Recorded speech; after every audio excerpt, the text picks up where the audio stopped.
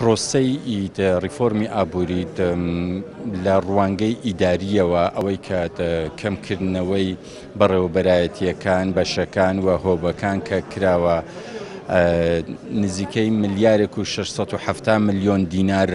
کەم کراوەتەوە و ئەمە داهاتە بۆ حکوومەتی هەرێم دەگەڕێتەوە کە وامان کردووە کە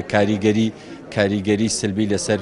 بازرگانی نەبیتن بۆ ئەوەی کە پرۆسەی بازرگانی و پرۆسەی پیشەسازی پەک نەکەویتن و بەرەو پێش بچیت. لە وەزارەتی بازرگانی و پیشەسازی نزیکەی 17 ملیار و کەسرێکە و ئەم داهاتە بە بەردەوام زیاد دەبیتن، بەڵام لەگەڵ ئەوەشدا داوامان کردووە کە ئەو ڕسوماتانەی کە زیاد کراون ڕسوماتەکان کاریگەری سلبی لە هەندێک پرۆسەدا هەبووە کە ئەم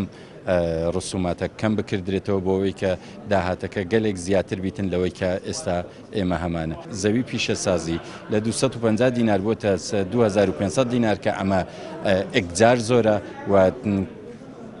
کەم کارگەی پیشەسازی هەیە کە تحملی ئەم قەبارە زۆرەی کرێ و ڕسومات دەکاتن، بۆ ئێمە داوامان کردووە کەم بکردرێت. بە نزیکەی 21,000 کۆمپانیامان لە هەرێمی کوردستان هەیە و 3700 کارگە لە هەرێمی کوردستاندا کار دەکەن.